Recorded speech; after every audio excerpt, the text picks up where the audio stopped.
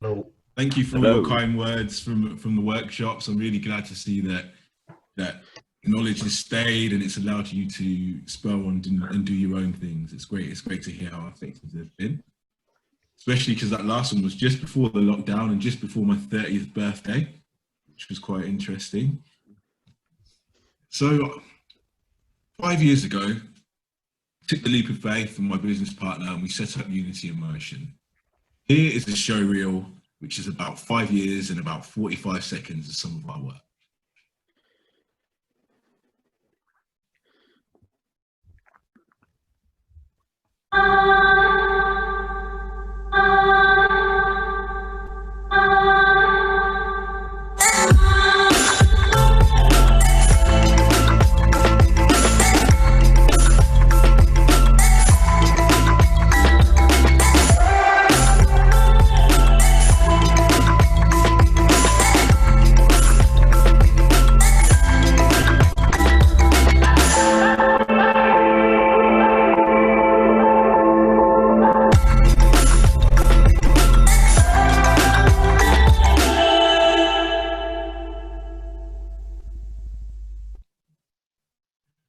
That's a quick mashup of the work we've done.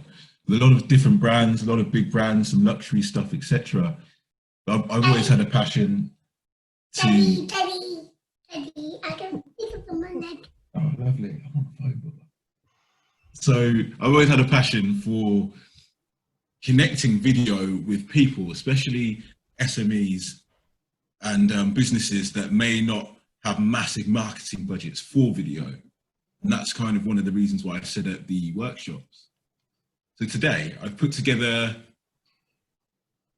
a lot of different stats and statistics on video content in 2020. Throughout this presentation, there'll be a few questions I'll be asking you all. So it'd be great to get some feedback from you guys on some of these questions. So the world has changed rapidly, and due to this, we are getting a lot more used to seeing people and communicating at a distance.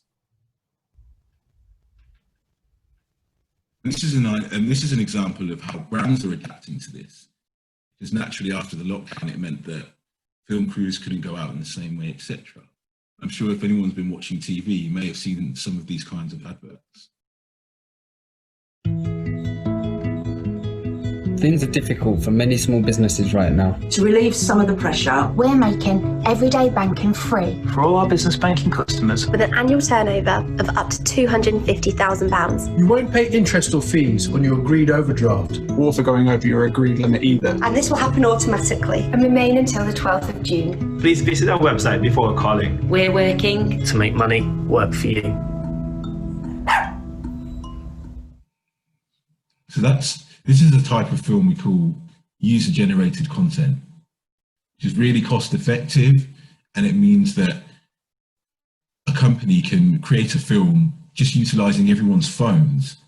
This would have been unthinkable like 5 years ago, people being able to put out broadcast level quality on their phones.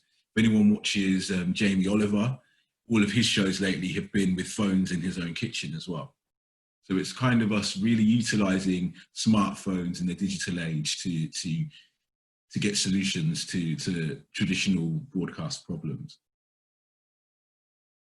My first question for you guys is, how is your business or products adapting in this landscape?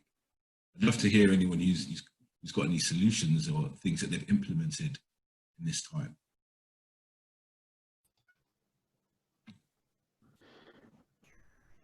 Yeah, please share. I can't see everyone at the same time, so if you've got something, let me know. So our business has adapted. We provide evening meals, and people want to see kind of more the behind the scenes, so more of our knowledge, more of the things that we do in the background, all of our tips and things like that. So we've used your video course that I came along to, and we've done kind of behind the scenes. This is how you make courgette instead of spaghetti. This is how you roast some chickpeas, use the different herbs and spices that you use. So it's that kind of element. We've kind of welcomed people into our kitchen, whereas before it was very like, this is our private stomping ground where we bang around with pots and pans. Excellent. I think what I found with this is as well, this has just been such a great opportunity to learn how to market yourself better. And I'm loving it, because I think all this, like everyone's saying, but I think the foundation for me was doing your course and then realizing actually we're in a right situation at the moment and just starting to make myself useful for my clients. So I created that Life on Lockdown series of mental health videos, been sending them out to my clients each week, 2 a week.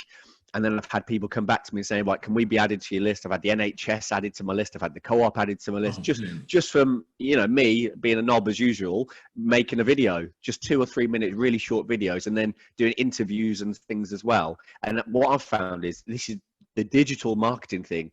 Not only is it free, but you can reach so many more people. So, you know, gone are the days of the brochure and the booklet. It's just this stuff's great.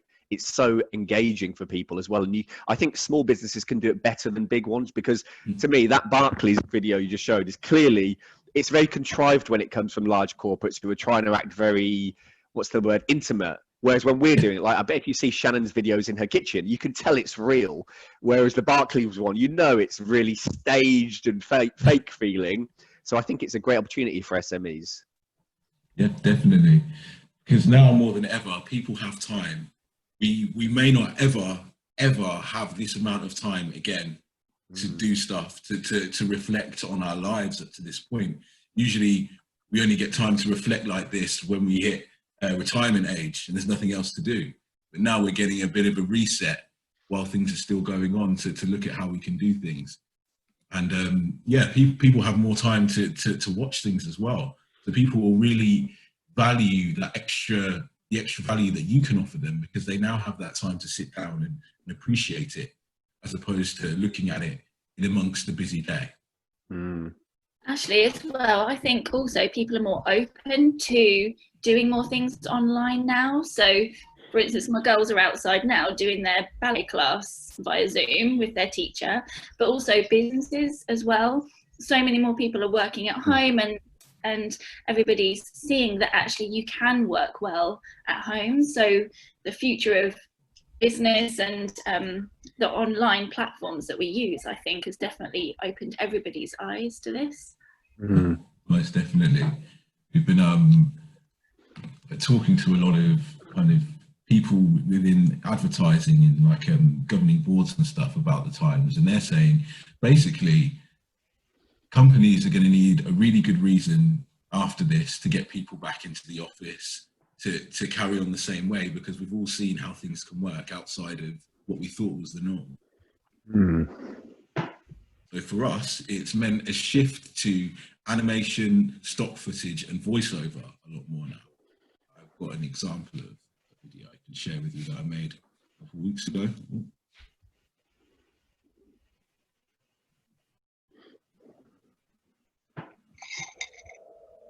Where is it? Here we go. So here's an example of a video that we used stock footage for and voiceover.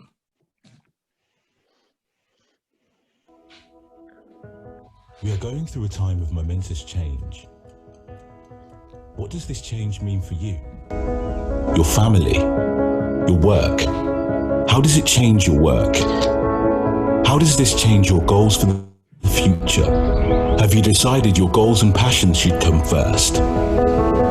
Maybe you want your children to develop and see more. Whatever it is that you want to do now is the time to change gear and do it. The Progressive People Network started with just this in mind. It started to help people in a changing world to be the best that they can be. It started to allow people to see a bigger picture, to operate outside of their normal box, and to get out of their comfort zone and to try something new. The Progressive People Network is a group of like-minded people all wanting to take their career, their skills, their abilities and passions to another level, daring to ask themselves the bigger questions of life. Who can I really be? What can I do? What is really possible for me if I have the right support, the right knowledge, and the right people around me? In the Progressive People Network, you find people from all across the world, all different backgrounds, coming together in a special time, finding ways to make the best use of their lives in a time where our world has seen so much change. We can choose to see the challenges as a problem, or we can choose to be part of the solution. How can your passions, your occupation, your skills and knowledge relate to a new emerging world? Out with the old and in with the new. It's time to find out what progress means to you. Progressive now opens its arms to German-speaking countries to give them an opportunity to be a part of a growing international network. This pulsating energy has groups, structures and systems that can help you to your outcomes and your goals, assisting you in breaking through to the next level, allowing you to achieve in a new way for a new time. The time is now. Will you grasp it? Are you truly ready for progress of a new kind? Progressive is here to show you how. An example of something that we've made. Luckily, we had a bit of footage that we filmed before, but then the lockdown hit. And we had to kind of improvise how we could create something new. Luckily, there's a lot of stock websites out there that have created lots of different content that was quite current, that worked, like the Friends putting their masks on and stuff like that. It was really quite helpful. So that's how we've had to adapt. We've done some animation work as well, and even one where the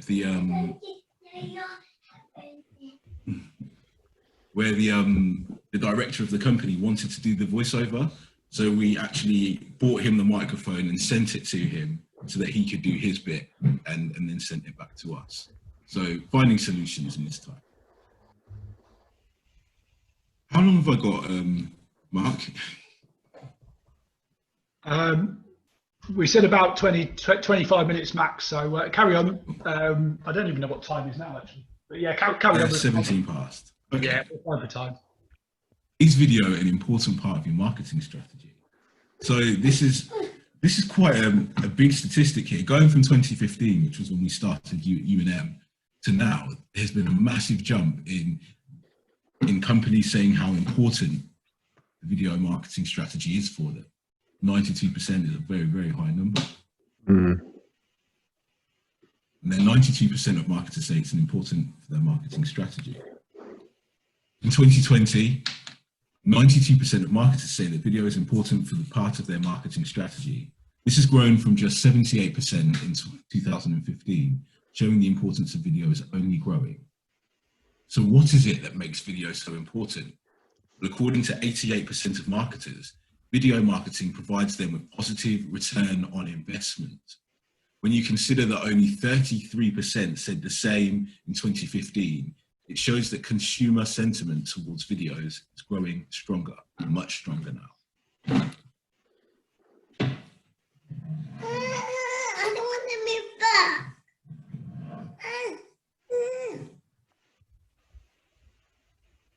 Again, that's such a massive growth of 55% within 5 years.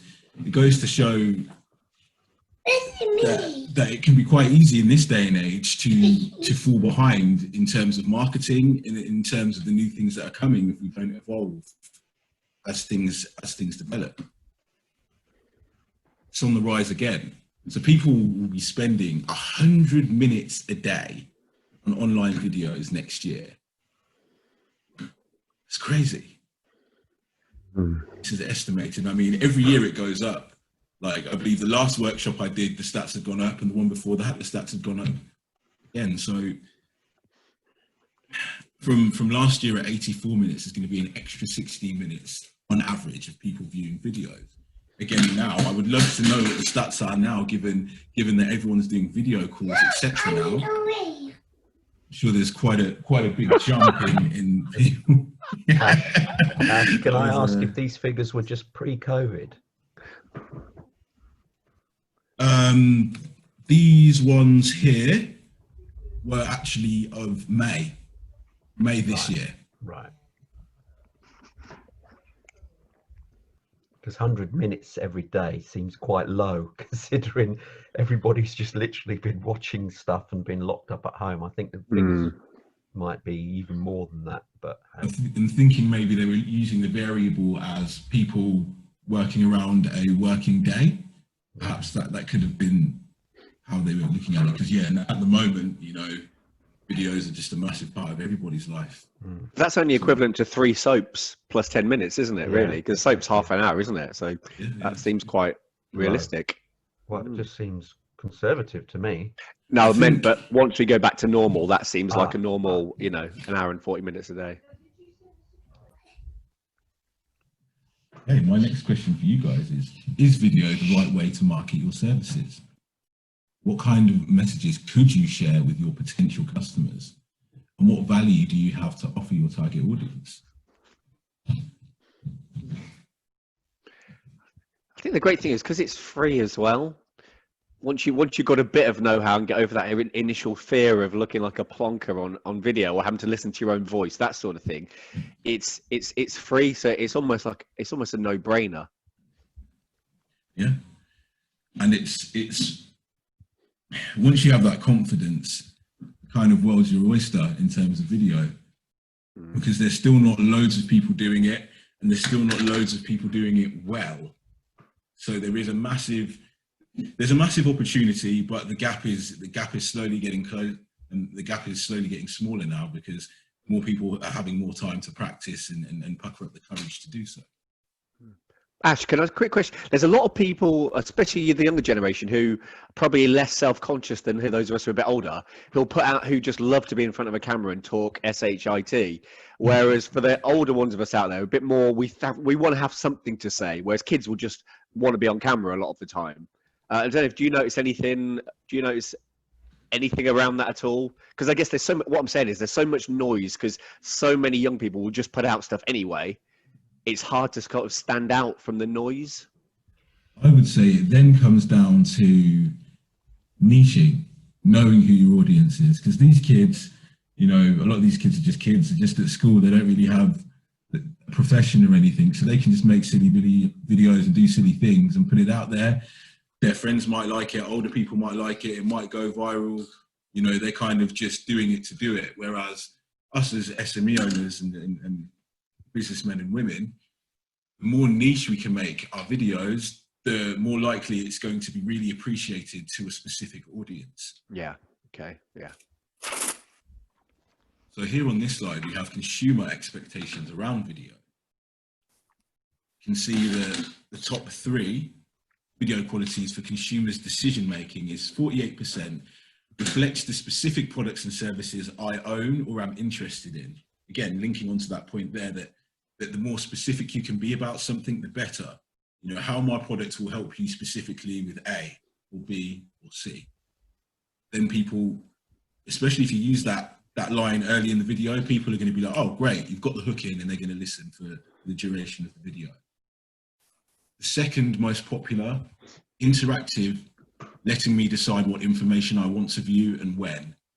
Sometimes this can be easily done through a website that gives people different sections they can click on, or even like a YouTube channel if you push them towards a YouTube channel and they can then look at the video and select which one they want. We're very much used to selection now because we're in the information age where you know, data's just here at our fingertips. And the third highest includes recommendations for what I could or should do next. This is very powerful because this could be your call to action. Thanks. I really hope you've enjoyed my content and you've got something from it. To find out more, call me, send me an email, go on my website.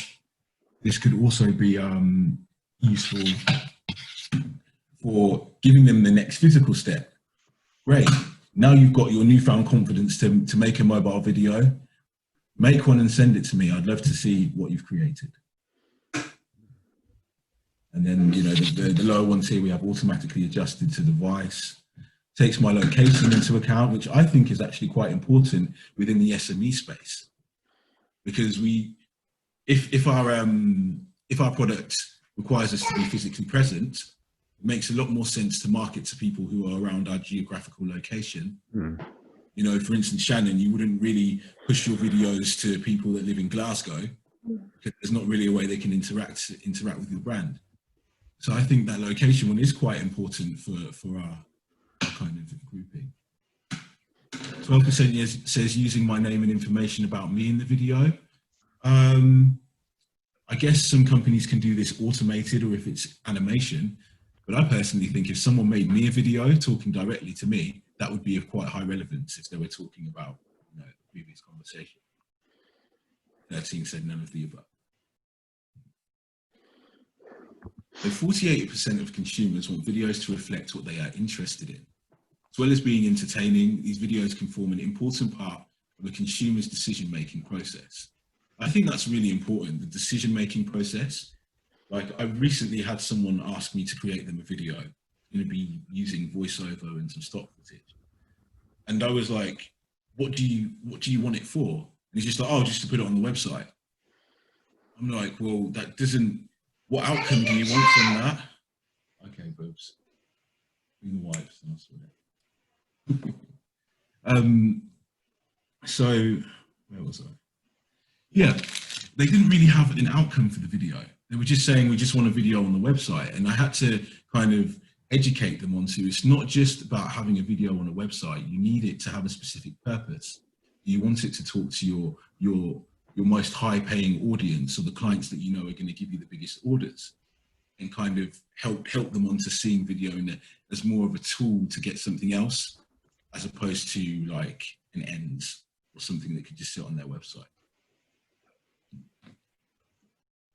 So do people like watching videos? 78% of people report watching videos online each week, with 55% of those watching on a daily basis. Again, a lot more at the moment. 68% of people say they most prefer to learn about a new product or service watching a short video. And I can put both hands up saying I'm one of those. If there's a video I can watch or a review I can watch, happy days, I watch that and, you know, take a lot of the truth from someone else's perspective. And 54% of people want marketers to put out more video content. In some cases, brands are putting it out and no one really cares that much. In terms of Barclays, I don't know if anyone else is a banker with Barclays, but we business bank with them, and their whole system crashed when this bounce back loan thing came out, and it's still not sorted for a lot of people. So, you know, they can put out all this, oh, we've got your back, but in reality, they're not actually that good right now. So, you know, I don't think anyone's really that excited about watching a video that's been put out by a bank. In total honesty, you know, Lloyd's can have horses running down the beach, but what does it mean? Nothing to us. All very contrived, isn't it? It's all very contrived, and it's, you know. Sorry, Tony. I know you work in finance, right? I hope I do. I laugh. I agree with you, but I mean, you know, I know that this stuff happens, and it's trying to be relatable from the corporate side to the average person. It doesn't work. It stinks of inauthenticity, doesn't it? That sort of stuff. It does. Although they did buck the trend one time, but I'll talk about that later. Right. Give me like 30 seconds, guys. I think sometimes as well, you know, yeah, you see those things. It's like when you go to the cinema, if anyone's got that, you know, the Cineworld card, and you always get the Lloyd's horses on the, like Ash said, the horses on the beach, and people just coming together, loving each other. And I'm just thinking, oh, bugger off. It's so painful. Yeah. What do you want me to buy? Just show me, why have I got an advert about horses if you want to sell me banking? Just tell me what accounts you want me to buy, you know? That Scottish widow's lady never ages either, does she? Yeah, yeah, exactly. Ash, we've got about 3 minutes just to let I've you got know. 3 minutes. Okay, yeah, I'm coming to the end. That's okay. That's good. I think I did see a British Gas one, which was really good lately. It was all user-generated content, but it was just showing like a day in the life of these gas men. Like, they start in the morning, they've got like their partner there and their kid, and it was quite cool. It was really quick and pacey. Why aren't some people using video?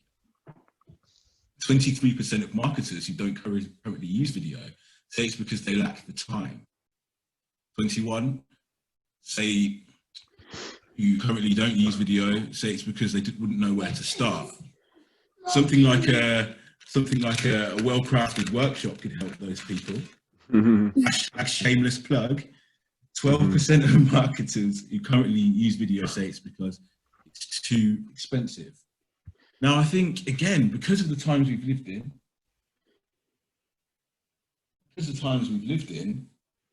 people are beginning to see that there's a lot they have that they can do by themselves. So that may change the trend.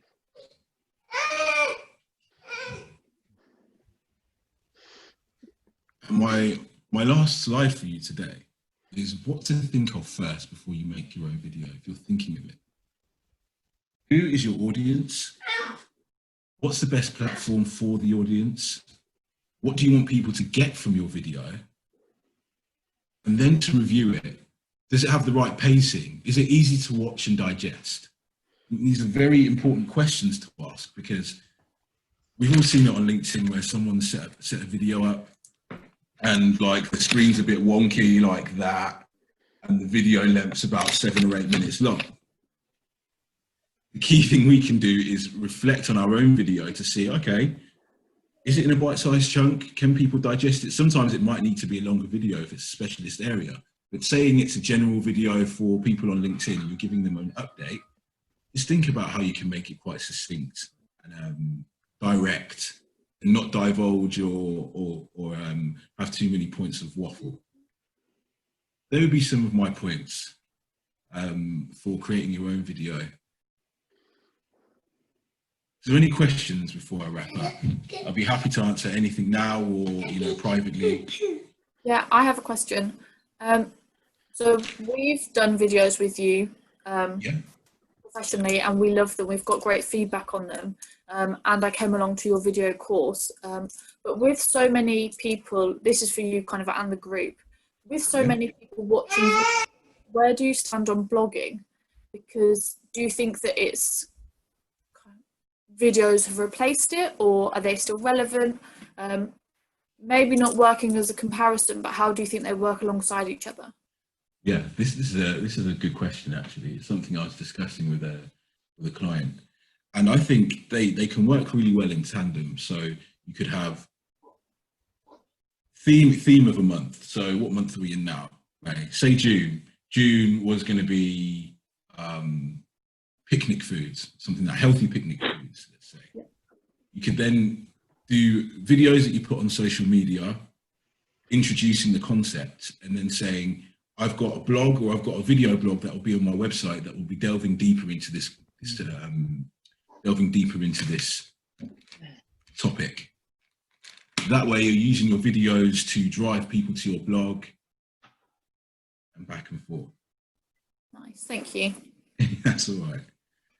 Ash, you mentioned about stock websites. Where can you find stock videos for free as well, if possible?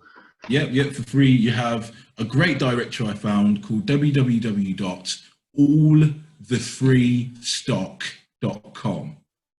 All the free stock? Yeah, .com. And that has music, it has images, it has animation, it has lots of different video websites. You have to attribute any of that sort of stuff, or is it just, you can just use it? Completely royalty free, so you don't have to credit anyone. Okay. Wow. Brilliant.